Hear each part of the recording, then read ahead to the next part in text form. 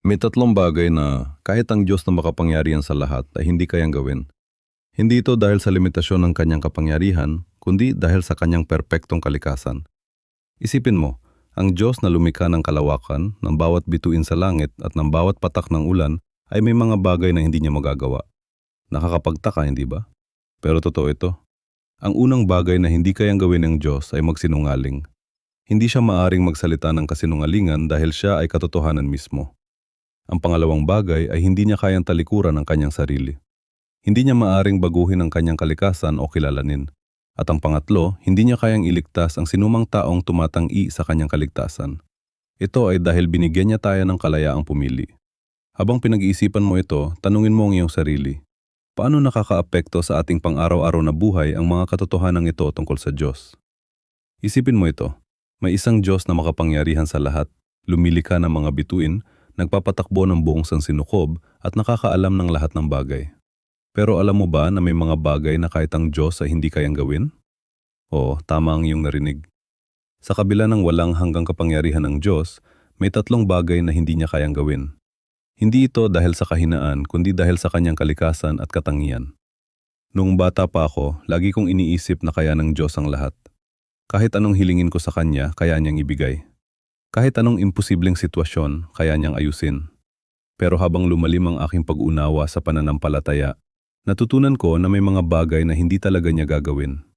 Hindi dahil wala siyang kapangyarihan, kundi dahil salungat ito sa kanyang pagkatao. Isipin mo ang isang taong may malakas na pangangatawan. Kaya niyang guhatin ang mabibigat na bagay, tumakbo ng mabilis, at gawin ang mga bagay na hindi kayang gawin ng karaniwang tao. Pero hindi niya kayang lumipad, hindi dahil mahina siya, kundi dahil iba ang disenyo ng katawan niya. Ganoon din ang Diyos. May mga bagay na hindi niya kayang gawin, hindi dahil sa kakulangan ng kapangyarihan, kundi dahil ito ay salungat sa kanyang kalikasan. Una sa tatlong bagay na hindi kayang gawin ng Diyos ay ang magsinungaling. Nakasulat sa Tito ng panuang sa 2. Ang Diyos na hindi nagsisinungaling. Isipin mo kung paano guguho ang buong sansinukob kung ang Diyos ay magsisinungaling. Lahat ng ipinangako niya, lahat ng kanyang salita, lahat ng kanyang batas, walang katiyakan. Paano tayo magtitiwala sa isang Diyos na nagsisinungaling? Imposible. Kung titingnan natin ang ating lipunan ngayon, makikita natin kung paano sinisira ng kasinungalingan ang mga relasyon, pamilya at maging ang buong bansa. Ang politiko na nangangako ng magandang kinabukasan pero nagnakaw ng bilyon-bilyong piso. Ang asawang nangako ng katapatan pero nagkaroon ng kabit. Ang kaibigan na nagsabi na lagi siyang nandyan pero biglang nawala nung kailangan mo siya. Ang kasinungalingan ay sumisira ng tiwala at kapag nawala ang tiwala, mahirap nang ibalik. Kaya naman ang Diyos bilang pinagmumulan ng lahat ng katotohanan ay hindi maaaring magsinungaling. Hindi ito limitasyon ng kanyang kapangyarihan, kundi pagpapakita ng kanyang kabanalan at kaluwalhatian. Kung magsisinungaling ang Diyos, hindi na siya Diyos. Ang kanyang katangian bilang Diyos ay nangangailangan ng katapatan at katotohanan. May kwento ako na narinig tungkol sa isang lalaki na nagtrabaho sa isang kumpanya ng insurance. Sinabihan siya ng kanyang boss na magsinungaling sa mga kliyente para makabenta ng mas maraming pulisya. Sa una, sumunod siya dahil kailangan niya ang trabaho para sa kanyang pamilya. Pero gabi-gabi, hindi siya makatulog dahil sa konsensya niya. Hindi nagtagal, nagkasakit siya dahil sa stress at guilt. Sa huli, umalis siya sa trabaho at nagsimula ng sarili niyang negosyo na nakabase sa katapatan at integridad. Ngayon, mas matagumpay pa ang kanyang negosyo kaysa sa dating kumpanya niya. Ganon din ang Diyos. Hindi niya kayang magsinungaling dahil ito ay laban sa kanyang kalikasan. Ang katotohanan ay hindi lamang isang bagay na ginagawa ng Diyos. Ito ay kung sino siya. Kaya kapag sinabi ng Diyos na mahal ka niya, totoo yon.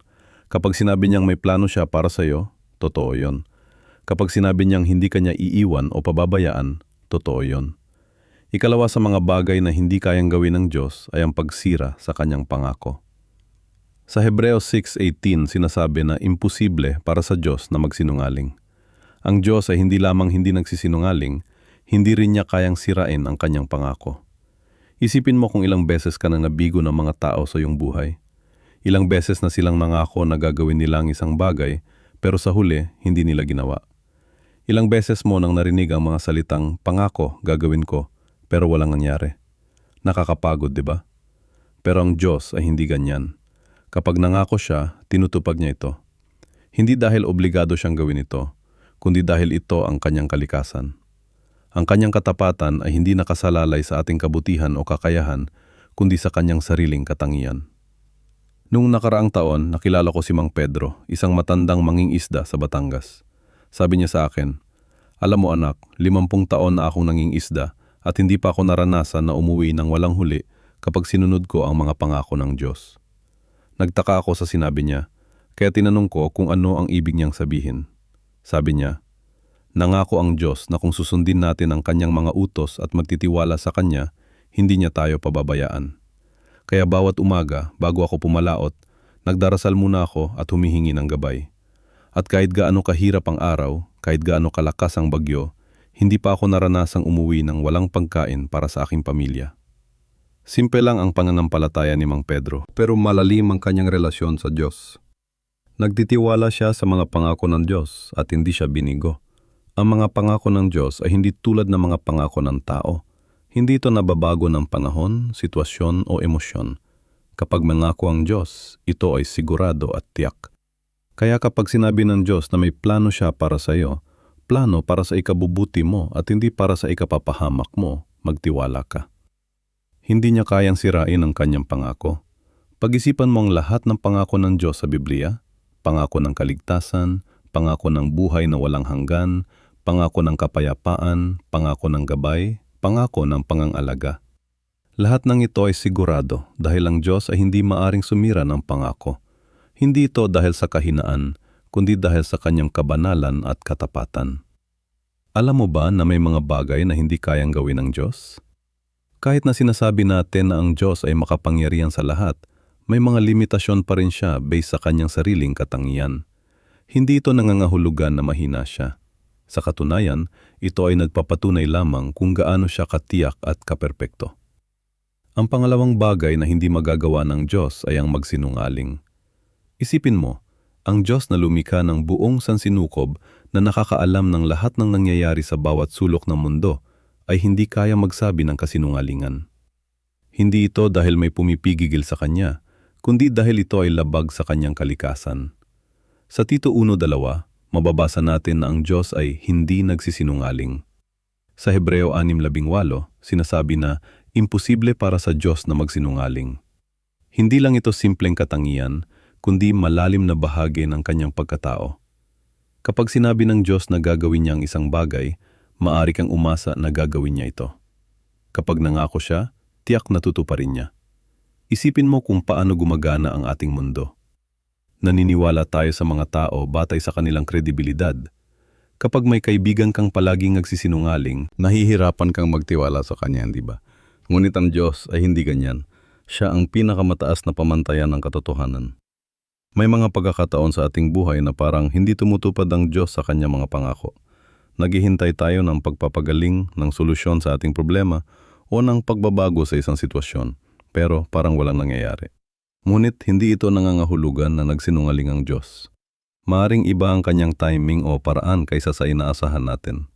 Isipin mo si Abraham at Sarah.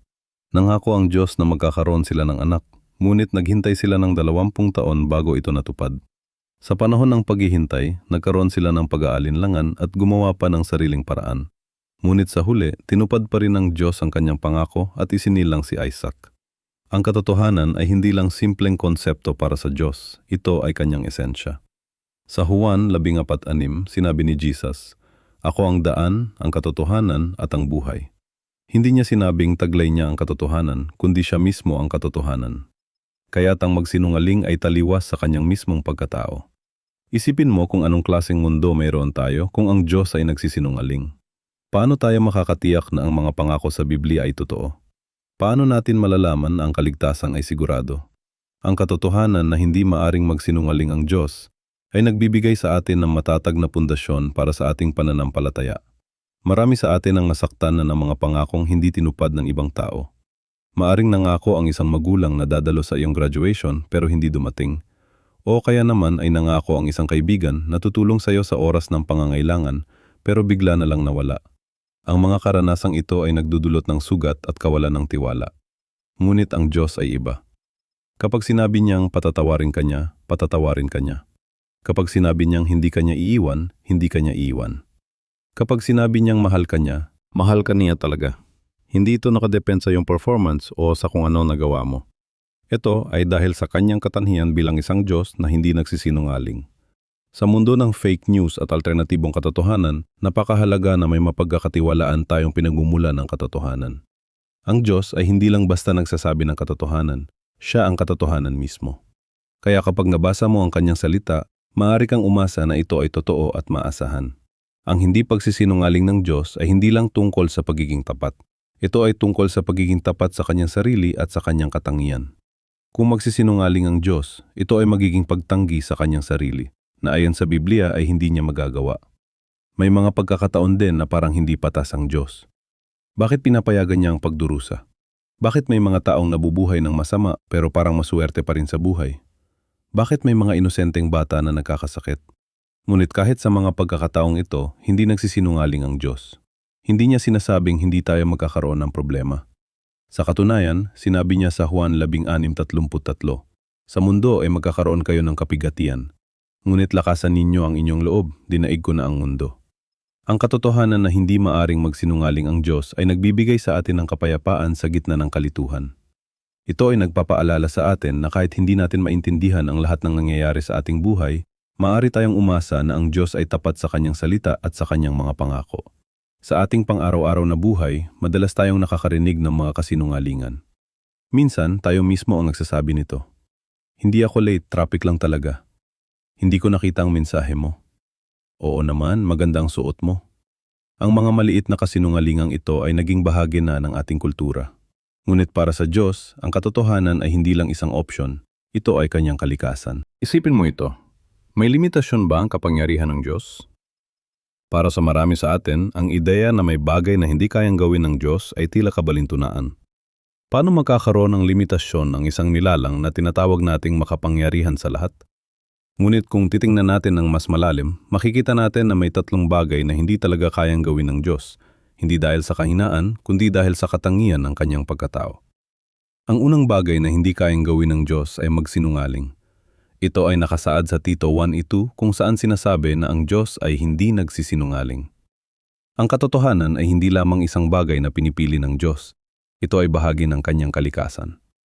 Kapag sinabi nating ang Diyos ay hindi makapagsisinungaling, hindi ito nangangahulugang may kahinaan siya. Sa katunayan, ito ay nagpapakita ng kanyang ganap na kapangyarihan. Ang pagsisinungaling ay nagmumula sa takot, kakulangan o pagnanais na manipulahin ang iba. Mga bagay na hindi kailangan ng isang ganap na makapangyarihang nilalang. Ang ikalawang bagay na hindi kayang gawin ng Diyos ay tanggihan ang kanyang sarili.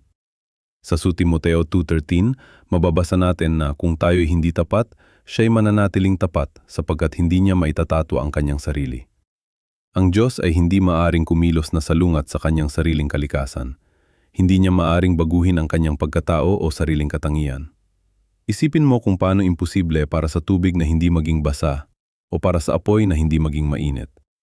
Ganyan din ang Diyos, hindi niya maaring tanggihan ang kanyang sariling kalikasan. Ngayon, talakayin natin ang ikatlong bagay na hindi kayang gawin ng Diyos, at ito ay maaring ang pinakakakaintriga sa lahat. Ang ikatlong bagay na hindi kayang gawin ng Diyos ay pilitin ang sinuman na mahalin siya. Ito ay isang malalim na katotohanan na nagpapakita ng tunay na kalikasan ng pag-ibig at kalayaan. Ang Diyos, sa lahat ng kanyang kapangyarihan, ay hindi kayang at hindi pipilitin ang sinuman na mahalin siya. Bakit ganito? Dahil ang tunay na pag-ibig ay palaging nagmumula sa malayang pagpili. Isipin mo ito, kung may isang taong napilitang mahalin ka, may tuturing mo ba yon na tunay na pag-ibig? Siyempre hindi. Ang pag-ibig na pinilit ay hindi na pag-ibig kundi isang uri ng pagkaalipin. Ang Diyos ay lumikha sa atin na may kalayaan ng pagpili, ang kakayahang tanggapin o tanggihan siya. Ito ang tinatawag nating malayang kalooban. Sa Apokalipsis 3:20, sinasabi ng Diyos, "Narito ako'y nakatayo sa pintuan at tumutuktok. Kung marinig ng sinuman ang aking tinig at buksan ang pinto, papasok ako sa kanya at kakain akong kasama niya at siya'y kasama ko." Pansinin mo ang wika. Siya ay tumutuktok, hindi siya pumapasok ng sapilitan. Hinihintay niya ang ating pagtugon. Marami nagtataka kung bakit hindi lang basta pigilin ng Diyos ang kasamaan sa mundo. Bakit hindi niya kontrolin ang mga tao para gumawa ng tama? Ang sagot ay nakaugat sa katotohanan ito. Ang Diyos ay hindi magpipilit ng pag-ibig. Kung pipilitin niya tayong sumunod sa Kanya, kung pipilitin niya tayong gumawa ng tama, hindi na tayo magiging mga taong may malayang kalooban, kundi mga robot na sumusunod lang sa programa. Isipin mo ang isang relasyon kung saan kontrolado mo ang bawat kilos at iniisip ng iyong kapareha. May tuturing mo ba yon at tunay na relasyon? May tuturing mo ba yon at tunay na pag-ibig? Hindi, dahil ang tunay na pag-ibig ay nagbibigay ng espasyo para sa kalayaan. Kahit na ang kalayaang yon ay maaring magresulta sa pagtanggi. Ang pag-ibig ng Diyos ay ganito kalaki at ganito kalaya. Siya ay nagmamahal sa atin ng walang kondisyon, ngunit hindi niya tayo pipilitin na ibalik ang pag-ibig na yon. Binibigyan niya tayo ng mga ebidensya ng kanyang pag-iral, ng kanyang kabutihan at ng kanyang pag-ibig. Ngunit hindi niya tayo pipilitin na maniwala o sumunod. Ito ang dahilan kung bakit ang pananampalataya ay napakahalaga sa relasyon natin sa Diyos. Ang pananampalataya ay hindi lamang paniniwala na may Diyos, kundi isang malayang pagpili na magtiwala at sumunod sa Kanya. Ito ay isang pagpapasya na tumugon sa pag-ibig ng Diyos ng sarili nating pag-ibig. Ang hindi pagpilit ng Diyos sa atin na mahalin siya ay nagpapakita rin ng kanyang paggalang sa ating pagkatao. Hindi niya tayo tinatrato bilang mga bagay na kontrolado, kundi bilang mga tao na may kakayahang gumawa ng sariling desisyon. Ito ay isang uri ng paggalang na hindi natin palaging nakikita sa mga tao. Sa ating mundo ngayon, nakikita natin ang maraming pagtatangka na kontrolin ng iba sa pamamagitan ng puwersa, manipulasyon o pagbabanta. Ngunit ang Diyos ay hindi gumagawa ng ganito. Sa halip, inaalok niya ang kanyang sarili sa atin at naghihintay ng ating tugon. Naisip mo na ba kung ano ang mga limitasyon ng Diyos? Kung iniisip mong wala, baka magulat ka sa katotohanang may 3 bagay na hindi kayang gawin ng Diyos. Hindi ito dahil sa kahinaan niya, kundi dahil sa kanyang perpektong katangian. Marami sa atin ang naniniwala na ang Diyos ay makapangyarihan sa lahat, at tama naman yon. Pero ang ibig sabihin ba nito ay kaya niyang gawin ang lahat ng bagay? Ang sagot ay hindi. May mga bagay na hindi magagawa ng Diyos, hindi dahil kulang siya sa kapangyarihan, kundi dahil ang paggawa nito ay lalabag sa kanyang sariling kalikasan at katangian. Isipin mo ito. Kaya ba ng Diyos na magsinungaling? Kaya ba niyang bawiin ang kanyang salita? Kaya ba niyang kalimutan ang iyong mga kasalanan na kanyang pinatawad na? Hindi. Ang mga ito ay hindi limitasyon ng kanyang kapangyarihan, kundi patunay ng kanyang perpektong katangian. Ang pag-unawa sa mga bagay na hindi magagawa ng Diyos ay hindi nagpapahina sa ating pananampalataya. Sa katunayan, ito ay nagpapalalim pa nga nito. Dahil natutuklasan natin ang mga bagay na hindi niya magawa ay ang mga bagay na hindi natin gusto na gawin niya sa unang lugar. Halimbawa, kung kaya ng Diyos na magsinungaling, paano tayo makakatiyak na tutuparin niya ang kanyang mga pangako? Kung kaya niyang kalimutan ang kanyang salita, paano tayo makasisiguro na ang kaligtasan natin ay tiyak? Kung kaya niyang maging hindi perpekto, paano siya magiging karapat-dapat sa ating pagsamba? Kaya sa halip na makita ito bilang kahinaan, dapat nating makita ang mga bagay na hindi magagawa ng Diyos bilang patunay ng kanyang kadakilaan at kapangyarihan. Dahil ang tunay na kapangyarihan ay hindi nangangahulugang kaya mong gawin ang anumang bagay, kabilang ang mga bagay na lalabag sa iyong sariling katangian. Alam mo ba na ang mga limitasyong ito ay mababasa sa Biblia mismo? Sa Tito sa Labnang Tunto, sinasabi na ang Diyos ay hindi nagsisinungaling. Sa 2 Timoteo sa 2:13, mababasa natin na kung tayo hindi tapat, siya'y mananatiling tapat sapagkat hindi niya may kakailang kanyang sarili. Sa mga susunod na bahagi ng ating pag-uusap, tatalakayin natin ng mas malalim ang 3 bagay na hindi kayang gawin ng Diyos at kung bakit ang mga ito ay nagpapakita ng kanyang perpektong katangian at hindi ng kanyang kahinaan. Makakatulong ito sa atin upang mas maunawaan ng Diyos na ating pinaglilingkuran at sinasamba. Tandaan, ang pag-unawa sa mga bagay na hindi kayang gawin ng Diyos ay hindi nagpapahina sa ating pananampalataya. Ito ay nagpapalalim pa nga nito. Dahil natutuklasan natin na ang Diyos na ating pinaglilingkuran ay hindi lamang makapangyarihan, kundi siya rin ay perpekto at maasahan sa lahat ng pagkakataon. Ngayon, tingnan natin ang unang bagay na hindi kayang gawin ng Diyos. Hindi kayang magsinungaling ng Diyos. Ito ay hindi dahil sa kahinaan, kundi dahil sa kanyang perpektong katangian ng katotohanan. Ang Diyos ay hindi lamang nagsasabi ng katotohanan, siya mismo ang katotohanan. Sinabi ni Jesus, "Ako ang daan, ang katotohanan at ang buhay." Isipin mo kung ano ang mangyayari kung kaya ng Diyos na magsinungaling. Paano tayo makakatiyak na ang kanyang mga pangako ay totoo? Paano tayo makasisiguro na ang langit ay totoo o na ang kaligtasan ay tiyak? Ang buong pundasyon ng ating pananampalataya ay mawawasak. Pero dahil hindi kayang magsinungaling ng Diyos, maaari tayong umasa ng lubusan sa kanyang salita. Kapag sinabi niyang tayo'y kanyang pinatawad, tayo ay talagang pinatawad. Kapag sinabi niyang hindi niya tayo iiwan o pababayaan, tayo ay talagang hindi niya iiwan o pababayaan. Kapag sinabi niyang tayo'y kanyang minamahal, tayo ay talagang minamahal niya. Mo ba na may mga bagay na hindi kayang gawin ng Diyos? Oo, tama ang narinig mo. Kahit na sinasabi natin na ang Diyos ay makapangyarihan sa lahat, may ilang bagay pa rin na hindi niya kayang gawin.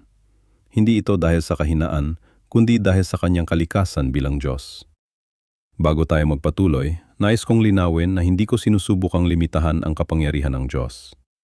Sa katunayan, ang mga bagay na ito ay nagpapakita kung gaano siya katotoo at kapanipaniwala. Ang mga limitasyon nito ay hindi dahil sa kakulangan sa kapangyarihan, kundi dahil sa kanyang perpektong kalikasan. Isipin mo ito. Kung ikaw ay isang tapat na tao, hindi mo kayang magsinungaling, hindi dahil sa wala kang kakayahang gumawa nito, kundi dahil sa iyong katapatan. Ganyan din ang Diyos. Ang kanyang mga limitasyon ay nagmumula sa kanyang perpektong katangian. Isa sa mga bagay na hindi kayang gawin ng Diyos ay ang magsinungaling. Sa Tito No. 1:2, sinasabi ng Biblia na ang Diyos ay hindi maaring magsinungaling. Ito ay dahil ang Diyos ay katotohanan mismo. Kung magsisinungaling siya, itatanggi niya ang kanyang sariling kalikasan at ito ay imposible. Hindi ito dahil sa kahinaan, kundi dahil sa kanyang perpektong katapatan. Isipin mo ang araw. Kaya ba nito magpalabas ng kadiliman? Hindi, dahil ang araw ay ilaw mismo. Ganon din ang Diyos. Hindi siya maaring mansinungaling dahil siya ang katotohanan mismo. Ang pagsisinungaling ay taliwas sa kanyang kalikasan. Ngayon, maaring iniisip mo, pero hindi ba't may mga kwento sa Biblia kung saan parang nagsisinungaling ang Diyos? Halimbawa, nang magutos siya kay Abraham na ialay ang kanyang anak na si Isaac, pero sa huli ay hindi naman pala niya intensyon na hayaan si Abraham na patayin ang kanyang anak. Pero hindi ito pagsisinungaling. Ito ay pagsubok. May malaking pagkakaiba ang dalawa. Ang pagsubok ay para maipakita ang katapatan at pananampalataya ni Abraham. Walang intensyon ng Diyos na lokohin si Abraham. Sa katunayan, ipinakita ng Diyos ang kanyang katapatan sa pamamagitan ng pagbibigay ng kahalili, isang tupa para sa sakripisyo. Isa pang halimbawa ay nang magpadala ang Diyos ng mapanlinlang na espiritu sa lumang tipan. Pero kung titinan natin ng mabuti, hindi ito nangangahulugang nagsisinungaling ang Diyos. Sa halip, pinahintulutan niya ang mga espiritu na manlinlang sa mga taong ayaw maniwala sa katotohanan. Ito ay bahagi ng kanyang hustisya, hindi ng kanyang pagsisinungaling. Ang pangalawang bagay na hindi kayang gawin ng Diyos ay ang itanggi ang kanyang sarili. Sa 2 Timoteo 2:13 sinasabi, kung tayo hindi tapat, siya'y mananatiling tapat, sapagkat hindi niya maaring itanggi ang kanyang sarili. Ano ang ibig sabihin nito? Ibig sabihin, hindi maaring kumilos ang Diyos na taliwas sa kanyang kalikasan. Hindi niya maaring baguhin ang kanyang sarili para maging iba sa kung sino siya talaga. Halimbawa, hindi maaring sabihin ng Diyos, mula ngayon, hindi na ako magiging banal. Hindi niya maaring sabihin, mula ngayon, hindi na ako magiging mahabagin. Hindi niya maaring itanggi ang kanyang kalikasan bilang Diyos. Ito ay tulad ng pagsasabi na ang tubig ay hindi maaring maging hindi basa. Ang pagiging basa ay bahagi ng kalikasan ng tubig. Ganon din, ang pagiging banal, mahabagin, at makatarungan ay bahagi ng kalikasan ng Diyos. Hindi niya maaring itanggi ang mga ito. Ngunit maaring sabihin mo, pero hindi ba't na mga pagkakataon sa Biblia kung saan nagbago ang isip ng Diyos? Halimbawa, nang magpasya siyang wagwasakin ng Nineve matapos magsisi ang mga tao. Pero hindi ito pagbabago ng kanyang kalikasan. Ito ay pagpapakita ng kanyang kalikasan bilang mahabagin at makatarungan. Ang Diyos ay nagbabala ng kaparusahan para sa kasalanan, pero nagbibigay din siya ng pagkakataon para sa pagsisisi. Kapag nagsisi ang mga tao, ipinakikita niya ang kanyang awa, hindi dahil nagbago siya, kundi dahil iyon ang kanyang kalikasan. Ang pangatlong bagay na hindi kayang gawin ng Diyos ay ang magkasala. Ang Diyos ay banal at perpekto. Wala siyang kasalanan at hindi siya maaring magkasala.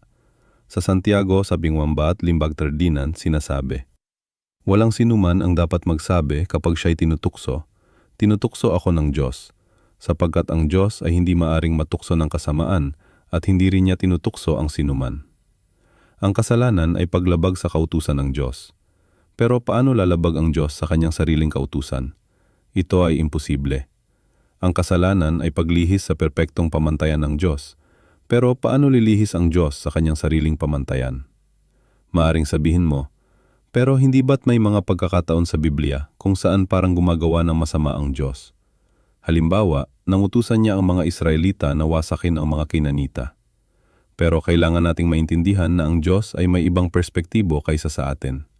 Siya ang may-ari ng buhay at kamatayan. Siya ang hukom ng lahat. Kapag pinaparusahan niya ang kasalanan, hindi ito kasalanan, ito ay hustisya. Bukod pa rito, ang Diyos ay nakakakita ng lahat. Nakikita niya ang nakaraan, kasalukuyan at hinaharap. Nakikita niya ang mga konsekwensya ng bawat aksyon. Kaya ang mga desisyon niya, kahit na mukhang mahirap intindihin sa una, ay laging may malalim na kadahilanan at layunin. Isipin mo, kung ikaw ay isang hukom at pinaparusahan mo ang isang kriminal, hindi ito kasalanan, ito ay hustisya. Ganon din, kapag pinaparusahan ng Diyos ang kasalanan, ito ay hustisya, hindi kasalanan. Sa katunayan, ang mga limitasyong ito ng Diyos ay hindi talaga mga limitasyon. Ito ay mga patunay ng kanyang perpektong kalikasan. Ang Diyos ay hindi maaari magsinungaling, itanggi ang kanyang sarili o magkasala, hindi dahil sa kahinaan, kundi dahil sa kanyang perpektong katapatan, kabanalan at katarungan.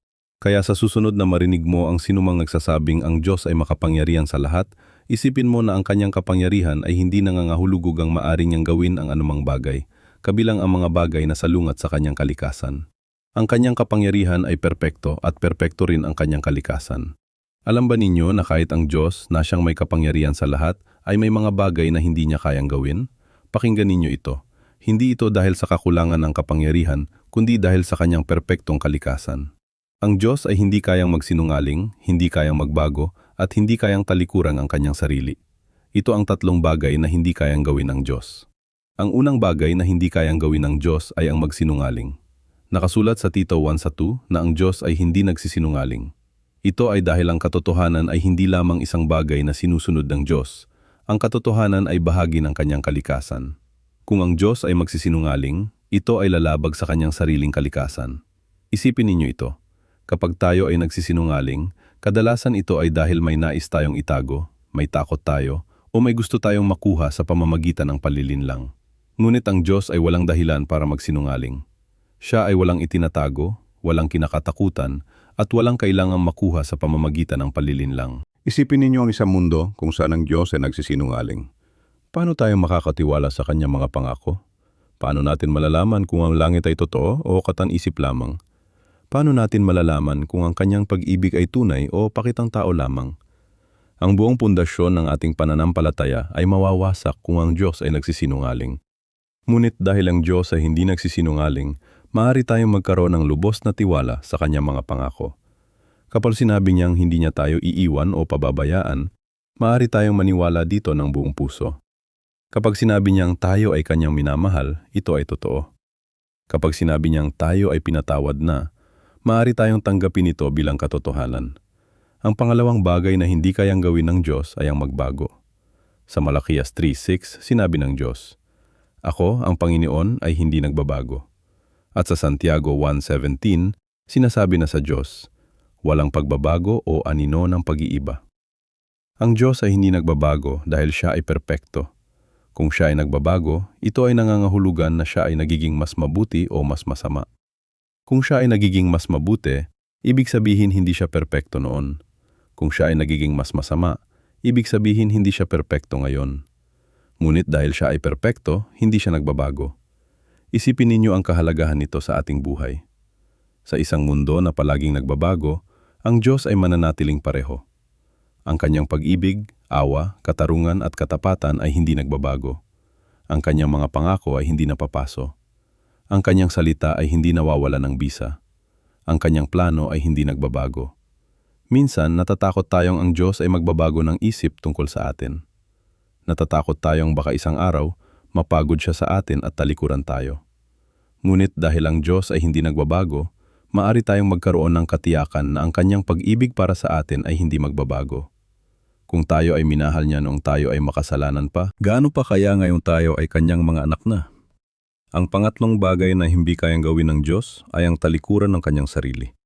Sa 2 Timoteo 2:13 sinasabi, kung tayo ay hindi tapat, siya ay mananatiling tapat sapagkat hindi niya maaring talikuran ang kanyang sarili. Ang Diyos ay hindi kayang kumilos na salungat sa kanyang kalikasan. Hindi niya kayang talikuran ng kanyang mga katangian, ang kanyang kabanalan, katarungan, awa at pag-ibig. Ito ay nagbibigay sa atin ng malaking kaginhawaan. Alam natin na ang Diyos ay hindi kayang gawin ng anumang bagay na masama o hindi matuwid dahil ito ay salungat sa kanyang kalikasan. Hindi niya kayang parangalan ang kasalanan o balewalain ang katarungan dahil ito ay magiging paltanggi sa kanyang sarili. Ngunit paano kung minsan ay tila hindi makatarungan ng Diyos? Paano kung minsan ay tila hindi niya pinapansin ang ating mga dalangin? Paano kung minsan ay tila hindi niya pinaparusahan ang masasama? Ang sagot ay hindi dahil hindi siya tapat o makatarungan, kundi dahil ang kanyang mga paraan ay mas mataas kaysa sa ating mga paraan at ang kanyang mga iniisip ay mas mataas kaysa sa ating mga iniisip. Hindi siya kumikilos ayon sa ating timeline o ayon sa ating mga inaasahan, ngunit siya ay palaging kumikilos ayon sa kanyang perpektong kalikasan. Sa katunayan, ang mga limitasyong ito, ang hindi pagsisinungaling, hindi pagbabago at hindi pagtalikod sa kanyang sarili, ay hindi talaga mga kahinaan. Sa halip, ang mga ito ay patunay ng kanyang perpeksyon at kapangyarihan. Ang Diyos ay hindi limitado ng anumang panlabas na puwersa. Siya ay limitado lamang ng kanyang sariling perpektong kalikasan. Kaya sa susunod na marinig ninyo ang isang tao na nagsasabing ang Diyos ay magagawa ang lahat, alalahanin ninyo na ito ay totoo sa konteksto ng kanyang perpektong kalikasan. Hindi niya kayang magsinungaling, hindi niya kayang magbago, at hindi niya kayang talikuran ng kanyang sarili. At yan ay isang magandang balita para sa atin lahat. Alam mo ba na kahit ang Diyos na makapangyarihan sa lahat ay may mga bagay na hindi niya kayang gawin? Oo, tama ang narinig mo. Ang Diyos na lumikha ng kalawakan, ng mga bituin at planeta, ng buhay sa mundo, may mga limitasyon din. Hindi ito dahil sa kahinaan, kundi dahil sa kanyang kalikasan at katangian. Marami nagsasabi na kayang gawin ng Diyos ang lahat. Walang imposible sa Diyos ang laging sinasabi. Pero kapag pinag-aralan mong teolohiya at pilosopya, makikita mo na may 3 bagay na hindi talaga kayang gawin ng Diyos.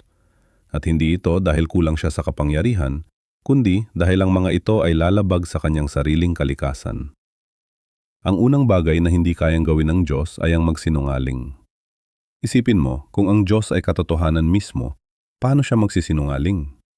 Ito ay parang sinasabi mong kaya ng tubig na maging tuyo habang nananatiling tubig. Imposible dahil lalabag ito sa mismong kalikasan nito. Sa Biblia, sa Tito 1:2, sinasabi na ang Diyos ay hindi maaring magsinungaling. Hindi ito limitasyon ng kapangyarihan, kundi katibayan ng kanyang kaganapan. Kapag nag-iisip tayo tungkol dito, nakakaintriga talaga. Ang kasinungalingan ay nanggagaling sa kakulangan. Kakulangan ng katapatan, kakulangan ng katotohanan, o kaya'y pagnanais na magtago ng impormasyon. Pero ang Diyos, bilang ganap na nilalang, ay walang kakulangan. Walang dahilan para magsinungaling. Kung magsisinungaling ang Diyos, hindi na siya magiging Diyos dahil lalabag siya sa kanyang sariling kalikasan bilang pinagmumulan ng lahat ng katotohanan. Isipin mo na lang kung paano magbabago ang lahat kung ang Diyos ay nagsisinungaling. Paano pa tayo magtitiwala sa kanyang mga pangako? Paano pa natin malalaman kung ano ang totoo at hindi? Ang buong pundasyon ng pananampalataya ay guguho. Kaya hindi ito tungkol sa limitasyon ng kapangyarihan, kundi sa kaganapan ng kanyang pagkatao. Ang pangalawang bagay na hindi kayang gawin ng Diyos ay ang magbago. Sa Malakias 3:6 sinasabi, "Ako ang Panginoon, hindi ako nagbabago." Ito ang tinatawag na immutability ng Diyos. Hindi siya nagbabago dahil siya ay ganap na. Kung magbabago ang Diyos, ibig sabihin ay may mas mainam na estado na maaari niyang puntahan. Pero paano mangyayari yon kung siya ay ganap na sa simula pa lang? Isipin mo, kung nagbabago ang Diyos, maaaring magbago rin ang kanyang mga pangako, ang kanyang katangian, at maging ang kanyang pagmamahal. Magiging hindi na siya maasahan. Ang mga pangako niya kahapon ay maring hindi na totoo ngayon. Ang kanyang mga utos ay maring magbago bukas. Isang mundo ng kawalan ng katiyakan ang magiging resulta nito. Ang hindi pagbabago ng Diyos ay hindi kahinaan. Ito ay kalakasan. Ito ang dahilan kung bakit tayo ay maring umasa sa Kanya ng buong buo. Ang mga pangako niya ay mananatili magpakailanman. Ang kanyang katangian ay hindi nagbabago. Ang kanyang pagmamahal ay walang hanggan. Ang ikatlong bagay na hindi kayang gawin ng Diyos ay ang pagtanggi sa kanyang sarili. Sa 2 Timoteo 2:13 mababasa natin, kung tayo hindi tapat, siya'y mananatiling tapat sapagkat hindi niya maaring itanggi ang kanyang sarili. Ang Diyos ay hindi maaring kumilos na salungat sa kanyang sariling kalikasan. Hindi siya maaring maging hindi makatarungan, hindi siya maaring maging hindi banal, hindi siya maaring maging hindi mapagmahal. Isipin mo kung paano magbabago ang mundo kung ang Diyos ay maaring tumanggi sa kanyang sarili. Kung siya na siyang sukatan ng lahat ng kabutihan ay maaring maging masama. Kung siya na siyang pinagmumula ng lahat ng katotohanan ay maaring maging mapanlinlang. Kung siya na siyang pundasyon ng lahat ng pagmamahal ay maaring maging mapuot. Ang buong moral na kaayusan ng sansinukob ay guguho. Ang tatlong bagay na ito, ang hindi pagsisinungaling, ang hindi pagbabago, At ang hindi pagtanggi sa sarili ay hindi mga limitasyon ng kapangyarihan ng Diyos. sa katunayan, ang mga ito ay patunay ng kanyang kaganapan. Ang mga ito ay nagpapakita na ang Diyos ay hindi lamang makapangyarihan, kundi siya rin ay ganap na mabuti, ganap na totoo, at ganap na tapat. Ngayon, maaring may mga tanong ka pa. Halimbawa, paano naman ang mga kwento sa Biblia na tila nagpapakita ng Diyos na nagbabago ng isip? O paano naman ang mga pagkakataon kung saan tila may mga pangako ang Diyos na hindi natupad? Ang mga tanong na ito ay mahalaga at karapat-dapat na pag-usapan, pero kailangan nating maintindihan ang mga ito sa konteksto ng kabuuan ng pagkakakilala natin sa Diyos. Isipin mo ito, ang isang Diyos na makapangyarihan sa lahat, na lumilika ng mga kalawakan at nagbibigay ng buhay sa bawat nilalang, ay may mga limitasyon din. Marami sa atin nang nakarinig na ang Diyos ay makapangyarihan sa lahat, kayang gawin ng anumang bagay. Pero totoo ba talaga ito? May mga bagay ba na kahit ang Diyos ay hindi kayang gawin? Sa katunayan, mayroong 3 bagay na hindi kayang gawin ng Diyos, at ang pag-unawa sa mga ito ay hindi nagpapahina sa ating pananampalataya, kundi nagpapalalim pa nito. Ito ay nagbibigay sa atin ng mas malalim na pananaw sa katangian ng Diyos at sa kung paano siya kumilos sa ating mundo. Una sa 3 bagay na hindi kayang gawin ng Diyos ay ang magsinungaling. Ito ay malalim na nakaugat sa kanyang kalikasan. Ang Biblia mismo ay nagsasabi sa Tito 1:2, ang Diyos na hindi nagsisinungaling, at sa mga Hebreo 6:18, imposible para sa Diyos na magsinungaling. Isipin mo ang isang Diyos na nagsisinungaling. Anong klaseng pundasyon yon para sa ating pananampalataya? Kung minsan ay nagsasabi siya ng totoo at kung minsan ay hindi, paano natin malalaman kung alin ang dapat paniwalaan? Hindi ito tungkol sa isang limitasyon ng kapangyarihan, kundi isang pagpapakita ng kanyang perpektong katangian. Ang katotohanan ay hindi lamang isang bagay na sinusunod ng Diyos. Ito ay kung sino siya. Kaya kapag sinabi niyang mahal ka niya, hindi ito isang emosyonal na pahayag na maaring magbago bukas. Kapag nanghako siyang hindi kanya iiwan o pababayaan, hindi ito isang pangako na maaring bawiin. Sa mundo natin na yon kung saan ang katotohanan ay kadalasang itinuturing na relatibo o subjektibo, ang ideya ng isang Diyos na hindi kayang magsinungaling ay hindi lamang nakakaginhawa kundi revolusyonaryo. Ito ay nangangahulugan na mayroong isang matatag na batayan ng katotohanan sa isang mundo ng pabago-bagong opinyon. Ang pangalawang bagay na hindi kayang gawin ng Diyos ay ang sumalungat sa kanyang sariling kalikasan. Ang Diyos ay hindi kayang kumilos sa paraan na sumasalungat sa kung sino siya. Hindi siya maaring maging di makatarungan, hindi siya maaring maging malupit, hindi siya maaring maging walang pag-ibig, dahil ang mga ito ay sumasalungat sa kanyang mahalagang kalikasan. Isipin mo ito, kung ang Diyos ay perpekto sa pag-ibig, paano siya kikilos ng walang pag-ibig? Kung siya ay perpekto sa katarungan, paano siya magiging di makatarungan? Hindi ito dahil sa kakulangan ng kapangyarihan, kundi dahil sa kaganapan ng kanyang pagkatao. Maraming tao ang nalilito kapag nakakita sila ng mga pangyayari sa Biblia kung saan ang Diyos ay tila kumilos sa mga paraan na sa unang tingin ay hindi naaayon sa pag-ibig o awa. Ngunit ang mas malalim na pag-unawa ay nagpapakita na kahit ang mga pinakamahihirap na bahagi ng kasaysayan ng Biblia ay nagpapakita ng katapatan ng Diyos sa kanyang sariling kalikasan. Ang kanyang katarungan at pag-ibig ay hindi magkasalungat, kundi dalawang aspeto ng kanyang perpektong kalikasan. Ito ay nagbibigay sa atin ng malaking kapanatagan. Sa isang mundo kung saan ang mga tao ay maaring magbago ng kanilang mga prinsipyo ayon sa sitwasyon, ang Diyos ay nananatiling tapat sa kanyang sarili. Hindi niya kayang ipagkanulo ang kanyang sariling kalikasan. Ang pangatlong bagay na hindi kayang gawin ng Diyos, at ito ay maaring ang pinakanakakagulat, ay ang pilitin ang sinuman na mahalin siya. Ang pag-ibig sa pinakamalalim nitong kahulugan ay hindi kailanman maaring pilitin. Ito ay dapat malayan ibinibigay o hindi ito tunay na pag-ibig. Ang Diyos na siyang pinagmumulan ng lahat ng pag-ibig ay lubos na naunawaan ito. Kaya't bagamat siya ay may kapangyarihang lumikha ng mga kalawakan at magbigay ng buhay sa mga patay, hindi niya pipilitin ang sinuman na mahalin siya. Isipin mo ito, siya na may kapangyarihang kontrolin ang mga elemento na nakakarinig ng mga panalangin mula sa pinakamalalayong sulok ng mundo na nakakakita ng bawat puso at isipan, ang Diyos na ito ay tumayo sa labas ng pinto ng iyong puso at kumakatok. Hinihintay na buksan mo ito. Hindi niya ito bubuksan ng pilitin kahit na kaya niyang gawin ito. Ito ay isang kamanghamanghang katotohanan na nagpapakita ng lalim ng respeto ng Diyos sa ating kalayaan at dignidad bilang mga nilalang na ginawa ayon sa kanyang larawan. Ito rin ay nagpapaliwanag kung bakit ang mundo ay puno ng mga taong hindi sumusunod sa Diyos o hindi naniniwala sa Kanya. Hindi dahil sa kakulangan ng ebidensya o dahil sa kakulangan ng kapangyarihan ng Diyos, kundi dahil ang Diyos ay gumagalang sa ating kalayaan na pumili.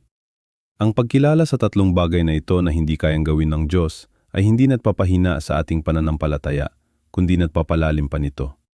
Ito ay nagbibigay sa atin ng mas malalim na pag-unawa sa kung sino talaga ang Diyos, hindi isang makapangyarihang nilalang na ginagawa ang anumang kanyang gusto, kundi isang Diyos na ang kapangyarihan ay nakasalang sa kanyang perpektong kalikasan, isang Diyos na ang pag-ibig ay tunay at hindi pinipilit. Sa isang mundo na kadalasang nagtatanong tungkol sa kapangyarihan ng Diyos kapag nakakakita tayo ng paghihirap at kasamaan, Ang pag-unawa sa mga limitasyon na ito ng Diyos ay nagbibigay ng mas malalim na pananaw. Ang Diyos ay hindi kayang magsinungaling, sumalungat sa kanyang sariling kalikasan o pilitin ang sinuman na mahalin siya. At sa mga katotohanan ito, nakikita natin ang isang Diyos na karapat-dapat sa ating tiwala at pagsamba. May isang katanungan na madalas nating naririnig. Kaya bang gawin ng Diyos ang lahat ng bagay? Kung ikaw ay naniniwala sa isang makapangyarihang Diyos, ang sagot mo siguro ay oo naman. Ngunit totoo ba ito? May mga bagay ba na hindi kayang gawin ng Diyos? Sa unang tingin, parang kabalintunaan ito. Paano magkakaroon ng limitasyon ang isang walang hanggang kapangyarihan? Pero kung titingnan natin ng mabuti, may tatlong bagay na hindi talaga kayang gawin ng Diyos. Hindi dahil sa kahinaan, kundi dahil sa kanyang kalikasan mismo. Una sa lahat, hindi maaring magsinungaling ang Diyos. Isipin mo, ang isang perpektong Diyos ay hindi maaring lumihis sa katotohanan dahil siya mismo ang pinagmumulan nito. Kapag sinabi nating hindi siya maaring magsinungaling, hindi ito kahinaan kundi katibayan ng kanyang kaganapan. Ang pagsisinungaling ay nagpapakita ng kakulangan. Kakulangan sa katapatan, kakulangan sa integridad.